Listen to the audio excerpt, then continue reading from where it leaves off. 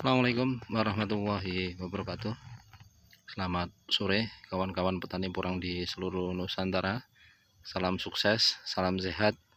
Semoga kita senantiasa diberikan kesehatan oleh Allah sehingga tentunya kita dapat beraktivitas sebagaimana mestinya. Kawan-kawan, bahwa tanaman porang tentunya yang kita amati dapat tumbuh dengan sehat, dengan normal apabila media yang ia untuk tumbuh adalah media yang sehat, tentunya media yang gembur, subur, dan memiliki unsur hara yang dibutuhkan oleh tanaman porang tersebut.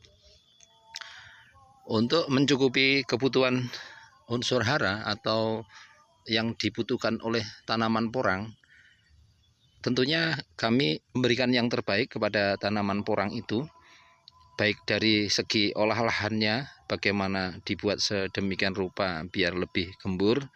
Kemudian yang kedua, kita beri hormon pada media tanam, agen hayati pada media tanam, dan tentunya harapannya adalah ketika tanaman tersebut yaitu porang sudah ditanam, akhirnya dapat tumbuh dengan subur. Kemudian setelah dia tumbuh, tentunya adalah kita beri pupuk susulan dan penanggulangan gulma tepat waktu. Semua hal yang dilakukan oleh petani harapannya adalah di akhir nanti masa durman, hasil panen yang didapat melimpah sesuai dengan target yang diimpikan. Kawan-kawan petani, nah di sini kita ingin menyampaikan kepada kawan-kawan semuanya apa yang kita lakukan agar tentunya tanaman porang yang kita tanam menjadi tanaman yang tumbuh subur, sehat. Tentunya semua petani ya itu mengidam-idamkan tanamannya tumbuh subur dan juga sehat.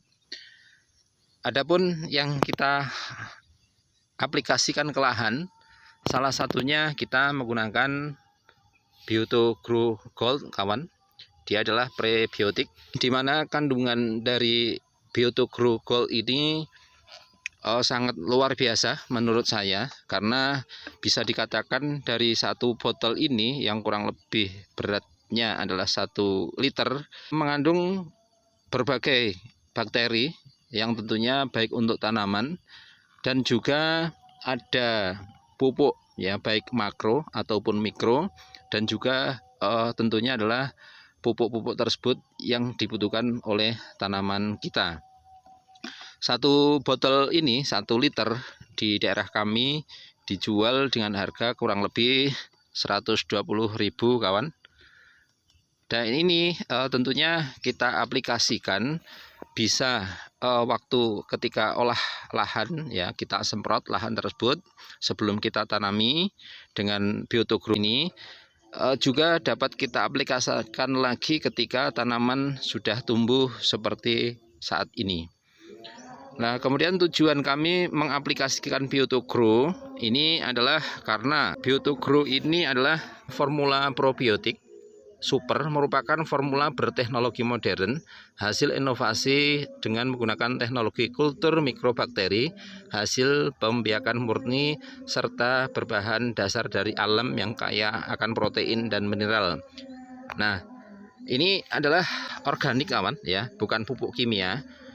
Nah, kandungannya apa yang terdapat di dalam Bioto Grow ini adalah Actinomycetes, yang kedua Azotobacter, Azospirillum, Rhizobium, Pseudomonas, Lactobacillus, Bacillus, Cryptopaga, Streptomyces, Saccharomyces, Cellulotic, BPF, Mycorrhiza, dan tentunya yang terakhir ada Trichoderma. Itu adalah mikroorganisme yang terdapat di dalam 1 botol Bioto Grow ini, dan tentunya mikroorganisme tersebut yang notabene adalah dibutuhkan oleh tanah agar zat-zat yang dibutuhkan oleh tanaman tersedia dan nantinya akan diserap oleh akar. Kemudian hormon yang terdapat dalam Bioto Grow Gold ini adalah ada hormon auksin, giberelin, ada sitokinin juga. Artinya Hormon-hormon ini adalah hormon yang biasa kita kenal sebagai zat tumbuh atau istilahnya adalah ZPT atau zat perangsang tumbuh. Nah, tentunya dengan pemberian Bioto Grow Gold yang ada di lahan ini, harapannya tanaman kita bisa tumbuh dengan baik, perkecambahannya juga baik, penunasannya juga baik, dan hasil akhir tentunya umbi yang kita idam-idamkan bisa tumbuh dengan besar. Nah, kemudian untuk dosisnya kawan, ini terlihat di kamera bahwa untuk tanaman pangan seperti ini kan untuk porang juga termasuk kategori pangan karena hasil turunan dari umbi porang tentunya adalah mayoritas untuk produk-produk makanan. Dosis per liter itu hanya 2 ml kawan. Padahal kalau kita estimasi ukur, kalau kita menggunakan endok makan itu sampai dia hampir luber itu kurang lebih 5 ml. Artinya kalau dalam satu tangki itu adalah 16 liter, kita cukup memberinya kisaran adalah 4 sendok makan ya. Jangan sampai luber, itu untuk dosis satu tangkinya. Kemudian kalau ini adalah 1000 ml, nah tentunya dapat dicampur dengan air sebanyak kurang lebih 500 liter kawan. Dan kemudian untuk penyemprotannya ini direkomendasikan adalah paling tidak per 7 hari sekali atau per seminggu sekali. Kandungan dalam mikroorganisme dalam Bioto Grow ini luar biasa kawan. Salah satunya adalah Actinomyces, berfungsi beragam, banyak sekali dan sangat berguna bagi tanaman. Yang pertama adalah dia dapat menurunkan semua jenis organik seperti selulosa, polisakarida, lemak, protein. Ya, kemudian dia dapat diolah menjadi bahan-bahan organik atau kompos kawan. Kemudian yang kedua, residu organik tanah yang ditambahkan pertama kali diserang oleh bakteri dan jamur dan kemudian oleh Actinomyces diolah. Kemudian olahan tersebut kemudian menjadi bahan makanan bagi bakteri-bakteri atau jamur-jamur yang baik bagi tanah. Kemudian fungsi yang ketiga, mereka menguraikan atau zat organik atau bahan organik yang tahan di dalam tanah itu untuk menghasilkan sejumlah pigmen gelap, bisa menjadi kecoklatan atau bisa dikatakan ketika proses pengomposan sudah berjalan sempurna kawan. Fungsi yang keempat untuk Actinomyces ini sendiri adalah mereka juga bertanggung jawab untuk dekomposisi jumlah humus bahan dalam tanah. Kemudian yang kelima, dia bertanggung jawab untuk mengurangi bau apek atau bau yang kurang sedap dari dalam tanah itu sendiri. Artinya bahwa untuk Actinomyces ini berfungsi untuk menguraikan bahan-bahan organik yang ada di dalam tanah hingga dia menjadi humus. Humus tersebut kemudian nanti akan menjadi bahan makanan ataupun diuraikan kembali oleh mikroorganisme yang lainnya sehingga dapat diserap oleh tanaman kawan. Kemudian yang kedua itu adalah ada bakteri atau mikroorganisme yang bernama Azotobacter kawan. Di mana Azotobacter ini adalah penambat nitrogen, bahwa kandungan nitrogen di alam bebas itu sangat luar biasa kawan. Kalau di udara itu menurut jurnal penelitian adalah sekitar 78% di udara bebas itu kandungan utamanya adalah nitrogen. Sedangkan nitrogen itu sulit untuk bersenyawa dengan zat-zat yang lain sehingga butuh bakteri.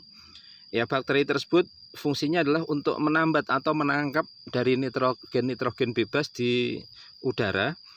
Nah, kemudian dia dapat bersimbiosis, kemudian nitrogen tersebut dapat diserap oleh tanah. Nah, bakteri itu adalah bakteri Azotobacter kawan. Kemudian untuk bakteri yang ketiga adalah Azospirillum ya. Di mana Azospirillum ini adalah bakteri hidup di daerah perakaran tanaman.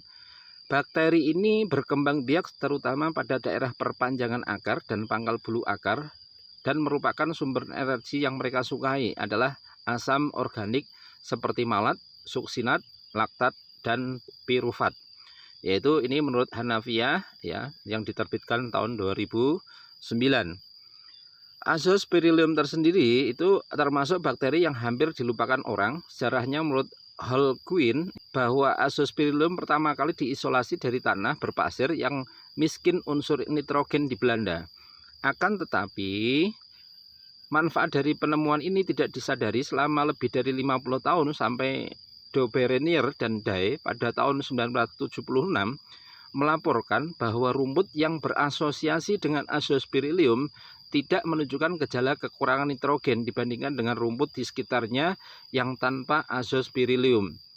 Sejak saat itu diketahuilah bahwa bakteri ini mampu menambah nitrogen di atmosfer atau di udara bebas dan dapat memacu pertumbuhan tanaman. Bahwa Azotobacter dan Azospirillum memiliki manfaat yang sama, kawan, yaitu dia adalah untuk menambah unsur-unsur nitrogen yang ada di alam bebas, kemudian dapat bersimbiosis untuk tanaman, dan unsur nitrogen tersebut tentunya dimanfaatkan untuk pertumbuhan tanaman. Sehingga kalau kita pemberiannya bakteri-bakteri ini dengan sempurna, otomatis kita dapat mengirit pupuk yang memiliki unsur mono, yaitu nitrogen, kawan. Kemudian yang keempat itu ada yaitu Rhizobium. Peranan Rhizobium terhadap pertumbuhan tanaman cukup besar. Yang pertama adalah mampu menambah nitrogen.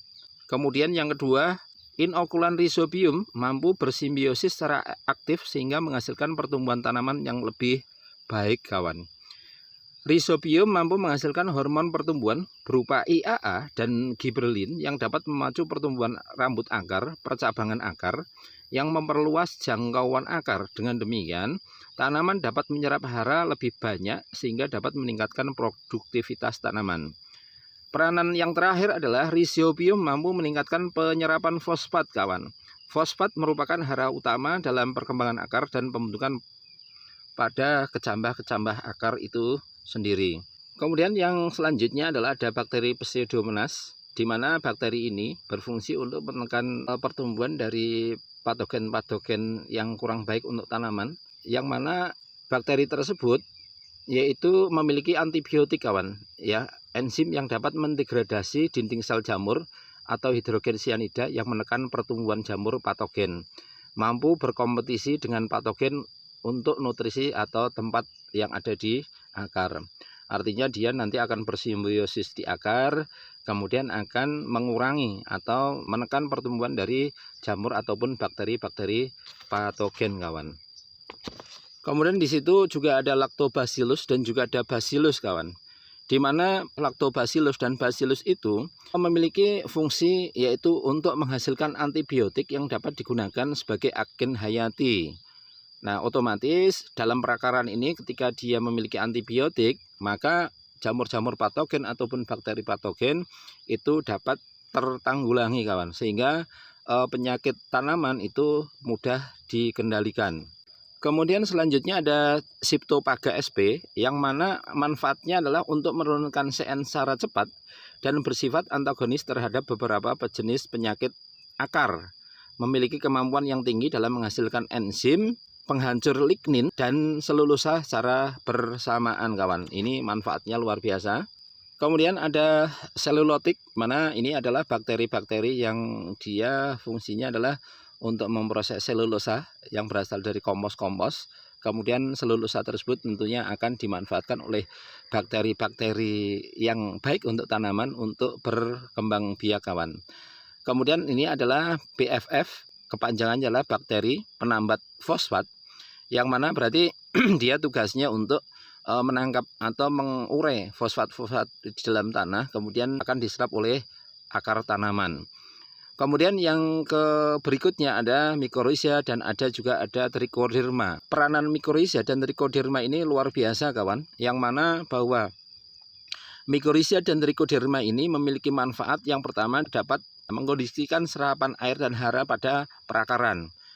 Kemudian yang kedua, dia dapat meningkatkan ketahanan tanaman terhadap kekeringan, karena tadi bahwa dia dapat menyerap dan menyimpan air di dalam perakaran, sehingga ketika dalam waktu yang cukup lama tidak ada air, maka akar itu sudah ada penyimpanan airnya, sehingga dia tahan terhadap kekeringan. Kemudian yang ketiga, dia adalah memiliki proteksi dari patogen dan unsur toksik, yang mana bahwa perlindungan tersebut dapat ditentukan sebagai berikut, kawan. Yang pertama, adanya selaput hipa atau mantel pada barier, ya, sebagai barier masuknya patogen. Artinya dia ada mantelnya yang dapat melindungi patogen-patogen akar yang nanti akan menyerang tanaman tersebut. Kemudian yang kedua, Mycorrhiza menggunakan hampir semua kelebihan karbohidrat dan ekskudat lainnya sehingga tercipta lingkungan yang tidak cocok untuk patogen. Kemudian yang ketiga, cendawan Mycorrhiza dapat mengeluarkan antibiotik yang dapat mematikan patogen, kawan. Yang keempat, akar tanaman yang sudah diinfeksi cendawan Mycorrhiza tidak dapat diinfeksi oleh cendawan patogen yang menunjukkan adanya kompetisi. Maka patogen yang lainnya akan kalah. Mycorrhiza juga dapat melindungi tanaman dari ekses unsur tertentu yang bersifat racun seperti logam berat. Kemudian fungsi yang keempat, dia adalah memproduksi senyawa-senyawa perangsang pertumbuhan. Kemudian fungsi yang kelima, merangsang aktivitas beberapa organisme yang menguntungkan. Kemudian yang keenam, dia memperbaiki struktur dan agregasi tanah. Kemudian yang terakhir, dia membantu siklus mineral, kawan. Itu keuntungan kita menggunakan Mycorrhiza maupun Trichoderma itu luar biasa. Kemudian yang berikutnya ada auksin, gibberellin, sitokinin. Ya, ini tentunya adalah sebagai CPT atau zat perangsang tumbuh sehingga pertumbuhan penunasan dan lain sebagainya itu cepat, kawan. Kemudian selain itu bahwa dalam Bioto Grow ini juga ada kandungannya. Di sini ada yang namanya C organik berapa persen, nitrogennya berapa persen, kemudian ada P2O5 atau itu adalah fosfat ya, kandungannya banyak. Kemudian ada K2O atau kalium, ada CaO ya, kalsium, kemudian ada magnesium ya, kemudian ada sulfur, ada ferum, mangan ya, dan lain sebagainya. Artinya di sini dia adalah ada unsur makro primer dan juga ada makro sekunder, dan juga di sini mengandung unsur-unsur mikro yang juga dibutuhkan oleh tanaman. Artinya bahwa penggunaan satu botol Bioto Grow ini dapat ya mengendalikan beberapa penyakit yang ada pada tanaman porang terutama ya, sehingga tanaman porang kita lebih cenderung sehat, kawan. Nah, kita sudah membuktikannya pada beberapa musim yang lalu ya. Setiap kita pengolahan lahan, kita selalu menyemprotkan ini Bioto Grow ke lahan sebelum kita tanami dalam rangka untuk menumbuhkan bakteri-bakteri mikroorganisme tersebut dalam tanah sehingga patogen-patogen baik berupa jamur ataupun bakteri tidak dapat berkembang biak dalam media tanam kita. Nah, kemudian pada pertengahan musim tanam kita juga biasanya akan menyemprotkan ini dengan POC untuk memberikan tambahan subsidi makanan kepada tanaman-tanaman porang kita sehingga tanaman porang kita tentunya subur ya, dan harapannya nanti di akhir pada musim ya tentunya mendapatkan hasil umbi produksi yang cukup baik, kawan, atau yang sesuai dengan kita harapkan. Nah, demikianlah bahwa selama ini dalam proses mengendalikan patogen di dalam tanah saya menggunakan ini, kawan ya. Selain ini juga saya membuat POC sendiri, yang mana POC sendiri pernah saya upload cara pembuatannya, kemudian bahan-bahannya juga sudah saya sebutkan pada video-video sebelumnya. Nah, salah satu bahan yang saya gunakan ada unsur N ya, yaitu dari daun-daun gamal, kemudian ada unsur P yang kita ambil dari batang pisang ya atau bonggol pisang, kemudian ada unsur K kalium yang kita ambil dari buah-buahan, serabut kelapa ya, kemudian krokot ya, dan lain sebagainya. Artinya bahwa kita membuat POC tersebut dalam rangka untuk mengirit biaya dalam budidaya porang ya. Walaupun kita irit biaya, harapannya tanaman porang kita tetap sehat dan memiliki hasil panen yang cukup melimpah, kawan. Demikian yang dapat saya sampaikan. Terima kasih, salam sukses. Semoga informasi yang dapat saya sampaikan ini bermanfaat untuk kita semua. Salam sukses dari kami. Assalamualaikum warahmatullahi wabarakatuh.